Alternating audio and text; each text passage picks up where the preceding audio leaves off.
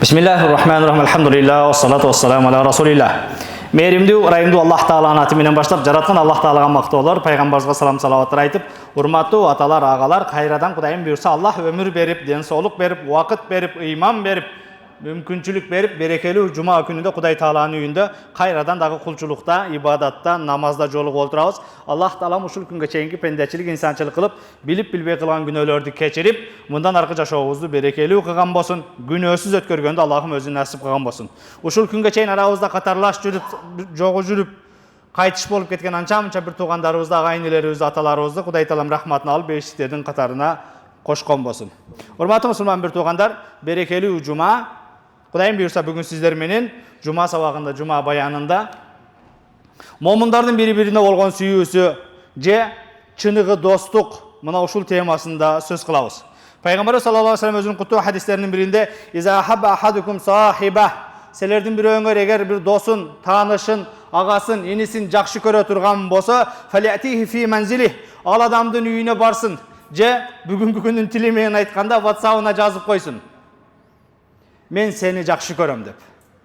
Кимдир бирөөнү жакшы көрө турган болсо, мен Караканы жакшы көрө турган болсом, мен Мухаммад Али Карака сизди жакшы көрөм деп бул кишиге кабар берип коюшум керек. Пайгамбарыбыз саллаллаху алейхи ва саллям силердин бирөөңөр эгер экинчиңерди жакшы көрө турган болсоңор, бир тууганым, мен сени Кудай үчүн жакшы көрөм деп туруп, мына ошол адамга жакшы көргөндүгүңөрдү билдирип койгула дейт. Анткени мына ошол жакшы көргөндүгүбүздү билдирип койгон, айтып койгон бул ортодо эмнени ынтымакты пайда кылып, көрө албастыкты жок кылат экен. Бул Кудай үчүн мен жакшы көрөм деп. Демек, бул киши сөзүндө турат. Бул киши мен тууралуу жаман ойдо, жаман иште болбойт дегенде бир эмне ойго барат экен, урматтуу мусулман бир туугандар. Аллах Таала Хужурат сүрөсүнүн 10-аятында «Иннамал муъминуна ихва» чындыгында момундар бир тууган. Момундар бардыгы бир тууган дейт. Аллах Таала Маида сүрөсүнүн 2-аятында «Ва таавану алал бирри ва тақва» таквалыкта, жакшылыкта бири-бириңерге жардам бергиле. «Ва ла таавану алал исми вал удван» душмандыкта, көрө албастыкта бири-бириңерге колдоочу болуп, жүр аны кылабыз, муну кылабыз деп жардамчы болбогула дейт. Демек, урматтуу мусулман бир туугандар, «Иннамал муъминуна ихва фааслиху байна ахавайкум» момундар чындыгында бир тууган, бир туугандар менен ортодо мамилеңерди бекемдегиле. «Ва таавану алал бирри ва тақва» жакшылыкта, таквалыкта бири-бириңерге колдоочу болгула, жардамчы болгула. «Ва ла таавану алал исми вал удван» ал эми күнөөдө, жаман иште, көрө албастыкта, душмандыкта бири-бириңерге душмандык кылбагыла. Момундар бири-бири менен ынтымак, биримдик, бири-бирине сылык, жумшак болот экен. Аллах Таала Фатх сүрөсүнүн 29-аятында Мухаммадур Расулуллах валлазина мааху ашиддау алал куффар ва рухамау байнахум. Мухаммад Аллах Тааланын пайгамбары, аны менен бирге болгондор капырларга катаал орой, бирок бири-бирине сылык, сыпайы, жумшак дейт.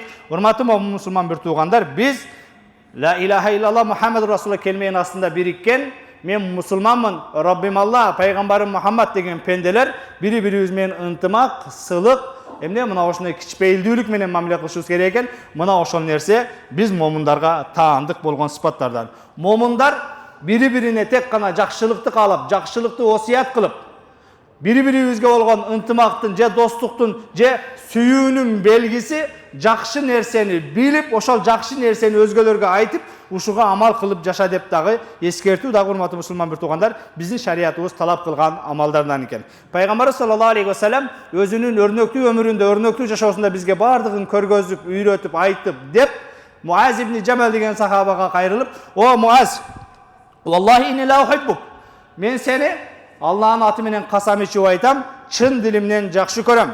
«Сума усика я Муаз» мен сени жакшы көргөндүгүм үчүн сага осуят берем. О Муаз, ла тадаанна фи дубри кулли салатин тaqul ар бир намаздан кийин мунул зикирлерди калтырбагын деп, бардыгыбыз намаздан кийин дуа кылып жүргөн, зикир кылып жүргөн. Аллахумма инни ала зикрика ва шукрика ва хусна ибадатик. Аллахым мени жакшы ибадат кылуума, өзүңө шүгүр келтирүүмө, сени зикир кылуума мага жардам берген.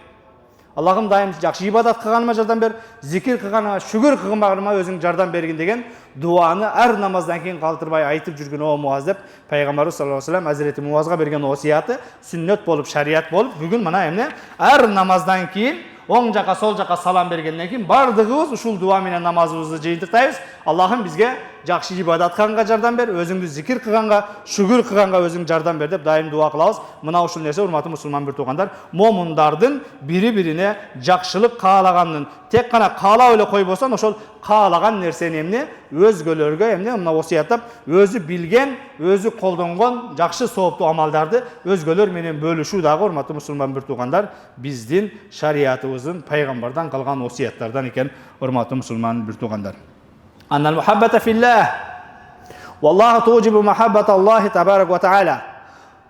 Аллах үчүн бири-бирибизди жакшы көрүү, бири-бирибиз менен ынтымак болуу, биримдикте болуу, бул Аллах Тааланын сүйүүсүнө бизди жеткирет экен. Кудай үчүн бири-бирибизди жакшы көрсөк, бул нерсе Кудайдын сүйүүсүнө бизди жетелейт экен. Аллах Таала хадиси кудсиде кайрылып: "Хаккат махаббати лил мутахаббина фия." Менин сүйүүм мен үчүн бирин-бири жакшы көргөндөргө. Ва хаккат махаббати лил мутавасилина фия. Мен үчүн бири-бири менен тавасул, мамиле кылгандарга менин сүйүүм. Аллах Таала мен үчүн бири-бири менен мамиле кылгандарды сүйөмүн. Ва хаккат махаббати лил мутанасихина фия. Мен үчүн бири-бирине жакшы нерселерди осуят кылгандарды сүйөм. Демек, бири-бирибизге осуят айтканда, насихат айтканда дагы сооп боло турган, күнөөдөн тосо турган жакшы нерселерди, намазыңды оку, орозоңду тут деген сыяктуу, алдаба, урдаба, сөгүнбө деген сыяктуу осуяттарыбызды Кудай үчүн айта турган болсок, бул нерсе дагы Кудайдын сүйүүсүнө бизди жеткизет. Ва хаккат махаббати лил мутазавирина фия. Менин сүйүүм мен үчүн бири-биринин акыбалынан кабар алып, зиярат кылгандар үчүн дейт. Урматтуу мусулман бир туугандар, бүгүн туганды, досту, кошуна эгер зиярат кылып, кабар алып, кое турган болсо, бул дагы эмне? Эгер кандайдыр бир дүйнөлүк максат, пайданы максат кылбастан, дүйнөлүк бир максатты план кылбастан, Кудай үчүн мен ушул кишини жакшы көрөм деп туруп зиярат кылып койгон болсок, кабар алып койгон болсок, ал акыбалын сурап койгон болсок, ооруп калгандар бар, башкалар бар, мына ошол инсандардын ал акыбалын сурап коюудагы Аллах Тааланын сүйүүсүнө алып барат экен, урматтуу мусулман бир туугандар. Ва хаккат махаббати лил мутабадилина фия. Анан бири-бирине жардам колун сунгандар, бири-бирин колдогондор, бири-бирин жанакындай кароосуз калтырбагандар үчүн дагы менин сүйүүм милдет болот. Ал мутахаббуна фия ала манабирин мин нур. Мен үчүн бирин-бири жакшы көргөн пенделерим, булар үчүн өзгөчө нурлар даярдалынган кыяматта Аллах Таала тарабынан берилген бир нурдан болгон минбарларда олтурушат. Ягбитуhum би маканихим ан-набийюн ва-сиддиқун ва-шухада. Алардын мына ошол нурдан болгон орундуктарына шахиддер, чынчылдар, пайгамбарлар дагы суктанат дейт, урматтуу мусулман бир туугандар. Демек, важабат махаббати лил мутахаббина фия. Аллах Таала бир сөз менен айтканда, кыяматта менин болгон сүйүүм бул дүйнөдө ынтымакта болгондорго, бирин-бири жакшы көргөндөргө дейт, урматтуу мусулман бир туугандар. Демек, көрдүңүздөр, биздин шариятыбыз, биздин ислам ынтымакка, биримдикке, бири-бирибиз менен жумшак болгонго, сылык болгонго, агайыны болгонго чакырат. Тилекке каршы бүгүн мен мусулманмын деген %90% бири-бирин көрө албастык менен, ушак кылуу менен, гыйбат кылуу менен, мына ошол эмне тоскоолдук кылуу менен алек. Бул мына ошол биздин адамгерчиликке дагы туура келбейт, биздин мусулманчылыкка дагы туура келбейт. Ошондуктан урматтуу мусулман бир туугандар, биздин шарият, биздин ислам динибиз, биздин ыйман жолубуз ынтымакка, биримдикке чакырат. Ынтымак болгондугубуз акыретте жараткан Аллах Тааланын астында шахиддер суктана тургандай, пайгамбарлар суктана тургандай бир улуу даражаларга жеткире турган Аллахнын ыраазычылыгына алып барат экен. Жараткан Аллах Таала бардыгыбызды мына ошол эмне ынтымагыбызды бекем кылсын, бири-бирибизге болгон сүйүүбүздү Кудай үчүн кылган болсун, урматтуу мусулман бир туугандар. Hazreti Abu Hurayra radıyallahu ta'ala anhu rivayet kılgan hadiste Peygamberimiz sallallahu aleyhi ve sellem aytat: "Sab'atun yudilluhumullahu yawma la zilla illa zilluh." Jeti türdүү adamdı Allah Taala özünün kölökösüne alat, hiç bir kölökö jok uçurda. İmamun adil kıyamatta mına ошол hiç bir korgoочу, kölökölөөчү жер жок болуп калган учурда Аллах Таала жети түрдүү адамды силер арштын көлөкөсүндө биякта туруп тургула, силер жакшылардансыңар деп көлөкөгө алат экен. Ошолордун эң биринчиси имамун адилун, адилеттүү жетекчи, адилеттүү командир, адилеттүү башчы. Бул үй бүлөдө аял бала чакага адилеттүү болгондор кирет. мына ошол айыл башчы болуп, айылына адилеттүү башчы болгондор кирет. Мына ошол кандай гана организация болбосун, эң башы барып туруп бүгүнкү күндө бизде адилеттүү президент дегенге такалат. Өзүнүн кол астындагы калайык калкка эгер эмне мына ошол адилеттүү боло турган болсо, кыяматта Аллах Таала 7 түрдүү адамды эч бир көлөкө жок учурда өзүнүн көлөкөсүнө алат экен. Алардын биринчиси башкарган башчылар кол астындагыларга адилеттүү боло турган болсо. Ал эми экинчиси экинчиси жаштыгынан жараткандын ибадатына бел байлап бекем болгон. Кудайыма шүгүр, бүгүн мечитибиздин 50%, кээде 70% мына ошол жаштар. Кудайыма шүгүр, мына ошол жаштыгынан бүгүн күнөө кылганга, бирөөгө бир зулумдук кылганга, акылы жетип туруп, күчү жетип туруп, мүмкүнчүлүгү болуп туруп, бирок ошол нерсени кылбастан, мен Кудайдын пендесимин, канчалык бай болбойн, канчалык кыйын болбойн, канчалык жанакындай эмне шустрый болбойн, Кудайдын кулумун деп, Кудайдын астында күнөө болот деп туруп, жаштыгынан ибадатка бел байлаган пенделерди Аллах Таала кыяматта өзүнүн көлөкөсүнө алат экен. Кээде биз каарылар, башкалар, таквадар дейбиз, башка дейбиз, көргө жакындап калды дейбиз. Ошондуктан дагы булар эмне? Өлөрүм жакындап калды деп берилип ибадат кылат дейбиз. Бирок ошонун эле тескериси күнөө кылам десе дагы кыла албай калышы мүмкүн. Бирок жаштарда мына ошол эмне? Тескериси, күнөө кылганга мүмкүнчүлүгү бар болуп туруп, ошонун тосулгандыгы үчүн Аллах Таала мына жаштыгынан ибадатка берилгендер кыяматта менин көлөкөмдө болот дейт. Ал эми биздин темага байланыштуусу бул хадисте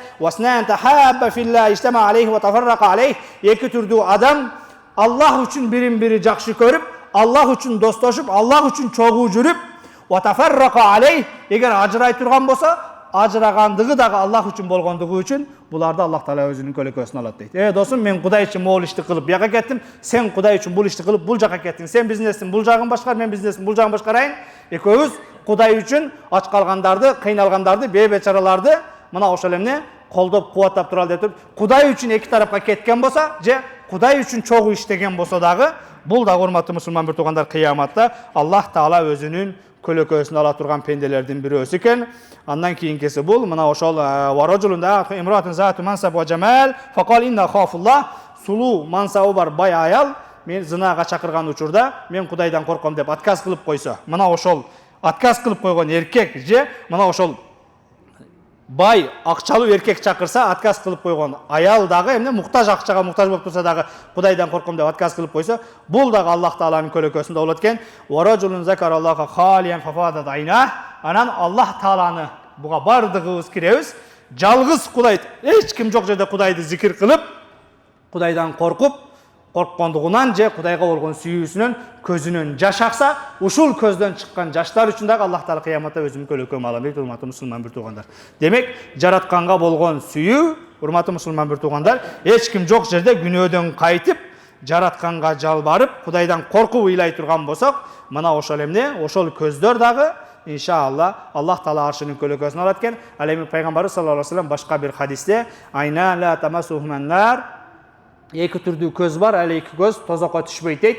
Биринчиси бул мына ошол эмне жанакындай эч ким жок жерде Аллахтан коркуп, ыйлап, тооба кылып, көзүнөн жаш аккан жаш болсо, экинчиси уктабастан элин, жерин, аял бала чакасын, мекенин коргогон мекен сакчылары дейт. Урматтуу мусулман бир туугандар, мына ошол эмне динин, мекенин, мамлекетин коргогон аскерлердин дагы сообу мына ошондой чоң. Буга бүгүнкү күндө бизде мына ошол коопсуздукту караган баардык органдар кирет. Эгер ошол кызматында зулумдук кылбастан, кыянаттык кылбастан, чыныгы, тынчтыкты, ынтымакты, стабилдүүлүктү максат кылып кызматын уктабастан өтөп аткан болсо, ошол ойго өткөргөн көздөр дагы тозокко түшпөйт дейт, урматтуу мусулман бир туугандар. Аллах Таала инна Аллаха якул яумал кияма, кыямат күнү минтип кайрылат экен. Айна мутахаббуна ли жалали. Менин улуулугум үчүн, кудайлыгым үчүн бирин-бири жакшы көргөндөр каякта? Ал яума удиллухум фи зилли яума ла зилла илла зилли. Бүгүн эч бир көлөкө жок учурда мен аларды өзүмдүн көлөкөмө алам дейт экен. О дүйнөдө жүргөндө, тирүү жүргөндө Кудай үчүн бирин-бири жакшы көргөн кошуналар бар, Кудай үчүн бирин-бири жакшы көргөн бир туугандар бар, кесиптештер бар, Мына ошол Кудай үчүн бирин-бири жакшы көргөндөр каякта? Келгиле. Мен бүгүн силерди өзүмдүн көлөкөмө алам, анткени силер тирүү жүргөнүңөрдө менин ыраазычылыгымды деп бири-бириңерди жакшы көргөнсүңөр дейт. Annal hubba fillahi ta'ala min kemalatil iman bihi subhanahu.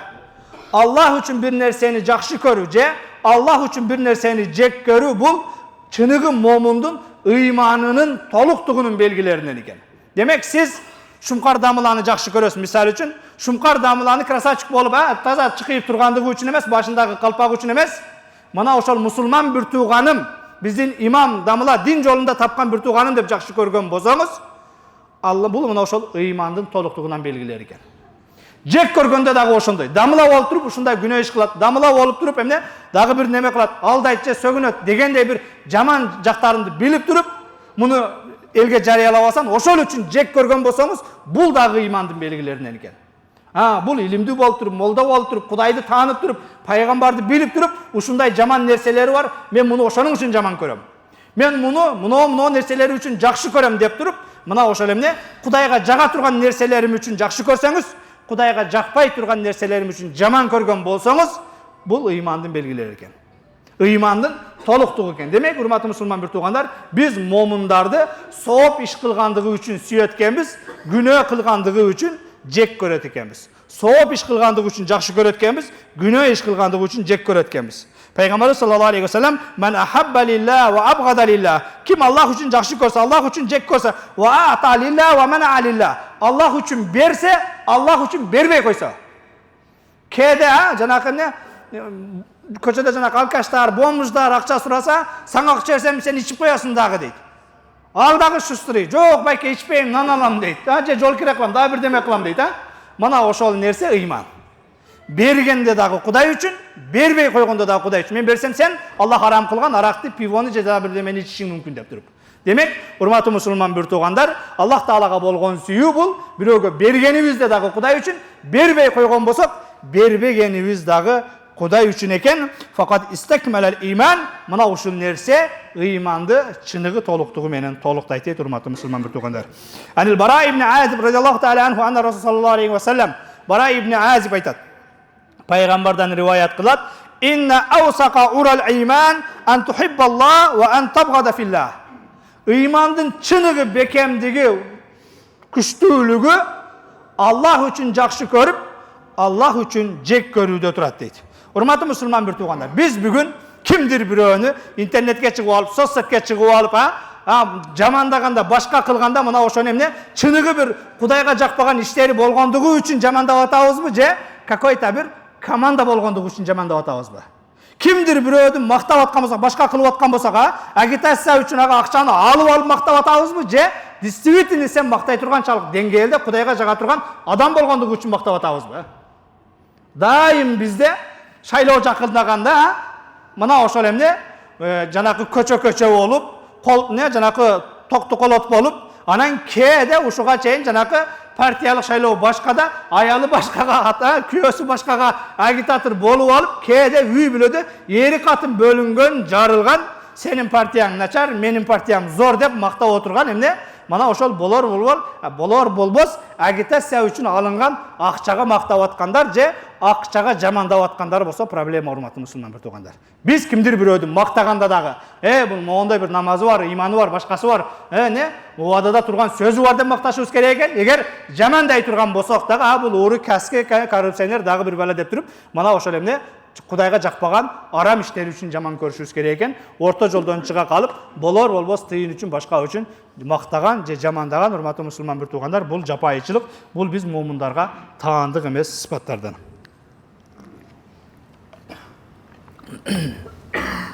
Peygamber sallallahu aleyhi ve sellem inne min ibadallahi la ibadan yughbituhumul anbiya ve şuhada yaghbituhumul anbiya ve şuhada. Allah Taala'nın pendelerinden bolgan ушундай bir pendeler var. Al pendelerge peygamberler, perişteler dagı suqtanat.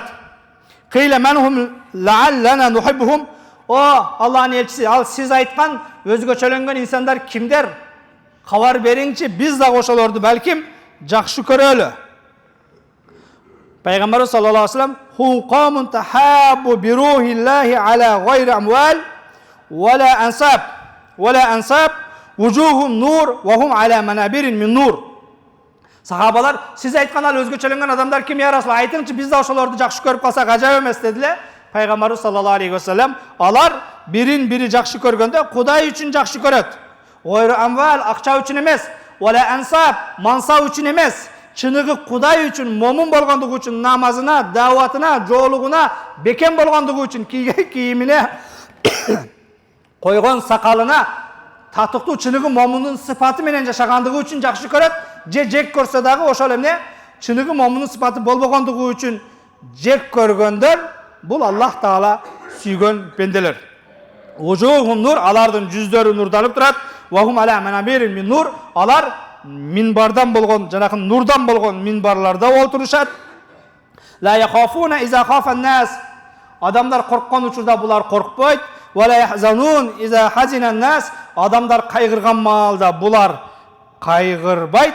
Андан кийин Аллах Тааланын төмөнкү бул аятын, Юнус сүрөсүнүн 62 аятын окуп, ала инна аулия Аллах ла хафун алейхим ва ла хум яхзанун.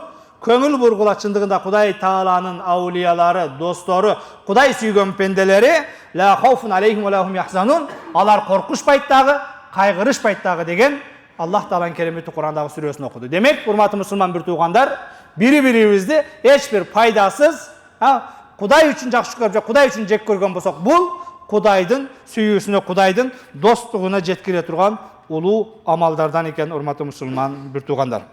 Hazreti Anas radıyallahu teala anhu rivayet kılan hadiste Peygamber sallallahu aleyhi ve sellem "Salasun men kunna fihinne veceda halavatal iman." Kimde üç nerse ola turgan bolsa al, imandın çınığı damın sezet. En yakun Allah ve Resulullah habba ileyhi mimma sivahuma. Allah jana peygamber bardık nerseden süykümdü bolsa. Üç nerse bolsa imandın çınığı damın sezet kes. Birincisi Allah jana peygamber bardığından sizge süykümdü boluş gerek eken. Atаңыздан ham, энеңизден ham, аялыңыздан ham, балаңыздан ham, небереңизден ham. Же бизнесиңден дагы. Кече кайсымын жана бир дамла устаздардын бирөөсү айтып атат. Адамдар кээде жанакы өзүн баккан жылкысына, бүгүн жанакы популяр болуп аткан арашаң коюна карап, кээде аялыңа да канчалык суктанбайсың дейт да.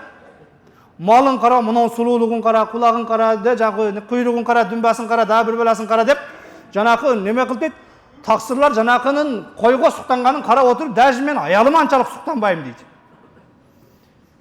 Суктанганда, жакшы көргөндө урматтуулар, Аллах Тааланы сүйүш керек, Аллах Таалага мына ошол ашык болуш керек. Кээде мына ошол болор болбос майда барат нерселерме, бир малга, башкага бир улуу болгон бул сүйүү деген сезим дагы эмне, бул бир өзгөчө жараткандын ыраазычылыгына, сүйүүсүнө жеткире турган нерсе. Бул нерсени бир малга, койго, атка арнап жанакындай ысраф кылбаш керек. Болор болбос эмне бир аз баасы ашып башка болуп калса. Пайгамбар саллаллаху алейхи ва саллям мына ошол үч нерсе боло турган болсо, ыймандын чыныгы дамын сезет. Биринчиси Аллах жана пайгамбар бардык нерседен сүйкүмдүү болуш керек.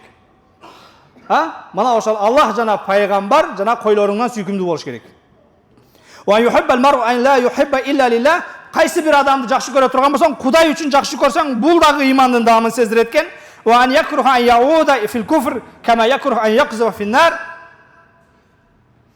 Тозокко түшүштү каалабагандай, ыймансыздыкка, капырлыкка кайтканды жек көргөн болсоң, ушул үч нерсе табылса, чыныгы ыймандын дамын сезесиңер дейт. Биринчиси Аллах жана пайгамбар эң сүйкүмдүү болуш керек экен. Экинчиси бири-бирибизди жакшы көрсөк, Кудай үчүн сүйүшүбүз керек экен. Үчүнчүсү, мына ошол бардыгыбыз мусулманбыз деп жүрөбүз, мусулманчылыктан чыгууну жек көрүшүбүз керек экен. Мен мусулман боюнча калышым керек деп эмне? Мына ошол тозокко түшүштү кандай каалабасак, динден чыгууду да ошончолук жек көрүп каалабай, мен мусулман боюнча өлүшүм керек дей турган болсок, ушул үч нерсе, урматтуу мусулман бир туугандар, биздин ыйманыбызды толуктайт экен, ыймандын дамын сездирет экен. Яхья ибн Муаз: "Хакыйкатал хубби филlah алла язида фил бир ва ла янкуса бил жафа." Кудай үчүн болгон чыныгы сүйүү пайда келгенде көбөйбөйт, зыян келгенде азайбайт дейт. Бийликке кеп калса, мансапка кеп калса, ошондо тарабыда калып калдың, анан окшошпой калган болсо, ташап качып берген болсоң, бул Кудай үчүн болгон сүйүү эмес дейт. Кудай үчүн болгон сүйүү, анын пайдасы тийип атканда көбөйүп кетпейт, анын зыяны тийген маалда азайып кетпейт дейт. Кудай үчүн болгон сүйүү, анын колунда барбы жокпу, банкротпу, иши жүрүшүп атат, айырмасы жок, бирдей болот экен, урматтуу мусулман бир туугандар. Өткөн жумаларда да айттым окшойт. Жана кыяматта ата баладан, эне баладан качып калат десем, бирөө андай болушу мүмкүн эмес. Кантип качып калат? Ушу дин туура эмес жака тарбиялайсыңар. Кантип өзүнүн баласынан качып калат дейт. Кантип өзүнүн апасынан качып калат дейт. Баласынан, апасынан бу дүйнөдө качкандарды көрүп атабыз, Вообще, кече досум эле досум деп же башка деп жүргөндөр бүгүн тааныбаймын дегенде, мына ошондо чыныгы эмнени, ыймандын таразасы ошол жерде татыш керек, урматтуу мусулман бир туугандар. Hazreti Abu Hurayra radıyallahu ta'ala anhu rivayet kılgan hadiste Peygamberimiz sallallahu aleyhi ve sellem "Men sarrahu en yecide halavatel iman felyuhibbel abde la yuhibbuhu illa lillahi azze ve cel." Kimdeki iymandın çınığı damın жүрөгүндө sezgisi kese, kimdir birödü jakşı körse, Kuday üçün jakşı körsün, oşonda sizet deydi. Allah üçün jakşı körgөн bolsoңуз, oşonda çınığı iymandın damın sizeti kese, urmatlı musulman bir tugandar. Peygamberimiz sallallahu aleyhi ve sellem'den Hazreti Abu Hurayra rivayet kılgan hadiste bir kişi zara rajulan ahan lehu fi qaryatin ukhra. Qoşna ayıldağı, özgü ayıldağı özünün bir tuğanın, tanışın, dosun ziyaret kılganı baratat. Fa ersadallahu ala medrecetihi meleken. Allah Taala mına oşol dosun, tanışın ziyaret kılganı baratkan adamın yoluna perişteni jönöttü. Falamma ata aleyh, Cenab-ı perişte yolda baratkan kişiye gelip ayna turid, kayaka baratasın dedi. Qal uridu ahan li fi hazihil qarya. Men mına oştoğu je 30 adırdağı je Noqatdağı dosuma tanışımdı ziyaret kılganı baratam. Qal hallaka aleyhim min ni'metin tarubbuha aleyh. Sen bunu ziyaret kılıp bargandan anan sana bir polza, bir payda var mı? Çoğu biznesinler var, başka hoca barsan bir sene sen işke koyup koyuyor ha. Zvanya veriyor, ne kılat? Ne üçün bunu körgönü baratasın? Qal la gayra an uhib ahbabtuhu fillah. Jana kişi aytты, "Жоқ, anda manga hiç qanday paydaдағы, ziyandağı жоқ. Kuday üçün жақсы көргөндүгүм üçün ziyaret kılıp kavar alıp koyayın, Allah valın sırap koyayın de baratam." Qala, janakı perişte anan özün çınığı yüzünü açıp, "Fa inni Rasulullah ileyk." Men sana Kuday Taala jönötken elçimin, kavarçımın. Allah jönöttü meni sana. Bi anna Allaha qad ahabbaka kema ahbabtahu fih. Sen bul bir tuğanыңды emne bir baylık, bilik, paydası жоқ эле жақсы көрүp ziyaret kılganı baratkandığın üçün Allah Taala'dağı seni süyörün, maga jetkirip koy, aytıp koy dedi, urmatlı musulman bir tuğandar. Demek, Kuday üçün bolgon süyü, urmatlı musulman bir tuğandar, bul emneken, paydaga qarap köbeyip aytken, ziyanga qarap azayıp aytken. Men ayda maridan avzara ahan lahu fillah, nadahu munadiyen, tibta ve taba memşaka, ve tabavva'ta minel cenneti menzilen. Kimde bir oğurlu adamı ziyaret kılıp bargan bolsa. Mana bardığımız şahırda turabız, bardığımızın eletten, ayıldan kelgen tuğandarız, obul belense de, gör belense de, orup jatıp kalat, başka olat, operasiya olgandары var, başkaları var. Mana oşalardı ziyaretka barıp koygon bolsa, oşalardı kavar alganı barıp koygon bolsa, Allah Taala taraftan mana oşunda bir perişte kelip kıykırık salatken, kut bolsun ey bir tuğanım, baskan kadamlarına berekeler bolsun, sen özüňe beyişten bir orunduktu dayardadın deyitken. Barıp, Allah şifa versin, jakşı bolup kettin, başka kılın debe. Manga okşap sarpal Kur'an plan bilse, baribir dem salып başka kılıp kavar alıp ketken bolsaң, ala bizatın ataňyň jeneňiň bir tuğany boluş şart emes, ha? Ayıldaş bolgon bolsa, agayyn bolgon bolsa, ança-munça bir çoğu işlep kalgan bolsak, başka kılgan bolsak, mana oşol oorugan uçurda, emne janakı kıynalgan kezde sunulgan kol ömür boyu esten çıkpayt deydi. Mana oşol zerigi başka kılıp oturgan maalda bir ekta samsa kötörüp jep, 4 tandan kötörüp barıp, aldında 10-15 minut oturup koygon bolsaňyz, perişte kelip, tipta ve taba memşak. Kut bolsun, baskan kadamlarına berekeler bolsun. Sen özüňe beyişten bir orunduktu dayardadın deyitken urmatlı musulman bir tuğandar. Demek, mana gördüňüzler, bizdin din, namaz, orozo, jana başka ele deyiveribesden, mana oşol biri-biribizdi ıntımaka çakarat, biri-biribіз kıynalganda kol sungunga çakarat, oşol nersege beyişli beri otat gerek bolsa.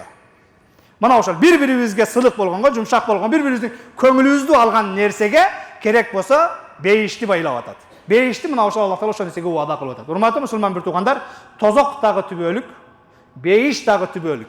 Al tübölüktü nersege kiriş üçün, mına oşol emne çoň bir günölörce beyişke kiriş üçün çoň ebegeysiz çoň soğuplar gerek. Bu beyişke kirүүnü Allah Taala sır, sekret kılıp koygon. Birөө namazı menen kiret, birөө orozosu menen, birөө mana oşol emne jakşı kulk münözü menen kiret. Emne jönököylügü menen, jumşaktıgı menen kiret. Urmatlı musulman bir tuğanlar oşonduktan keliňizler, jaratkanın razıçılığı bir-biribizдің köngülübüzde, bir-biribizдің razıçılığыбызda ekendigini urmatlılar esten çıgarbaşыбыз керек eken. Wa atiullaha wa rasulah, Allah'a jana peygamberga baş igile, wa la tanaza'u, bölünüp jarılbagıla, fatafşalu ve tazhabu rihukum, eger talaşıp tartışıp bölünüp jarıla turgan bolsoňor, alsırap küçüňör ketedi urmatlı musulman bir tuğandar. Demek biz mo'minlar bir-birimiz menен ынтымак, биримдикте болот экенбиz. Мына ошол нерсе бизге эмне кылат экен, урматтуу мусулман bir tuğandar, чыныгы мына ошол күч-кубатты берет экен. Пайгамбарыбыз sallallahu aleyhi ve sellem ni'matan maghbunun fihima kasirun minan nas Allah Taala tarafından berilген iki bağlı nimet var, belek var. Adamdардың көпчүлүгү анын кадырына жете бербейт.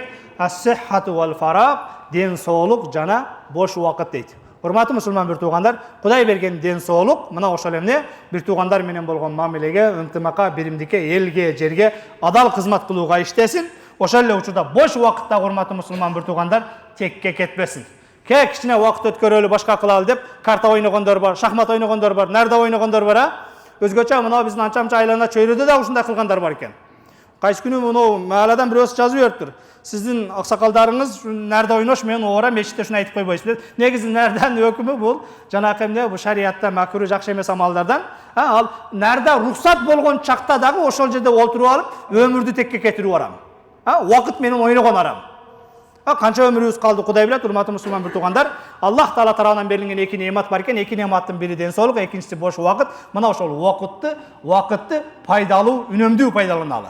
Убакытты туура жакка пайдаланалы, өмүр менен ойношпойлу. Мына ошол өмүр бул Аллах Таала тарабынан берилген нерсе, мунун ар бир минутасы, секундасы баалуу, эмне? Мына ошол эсептелүү.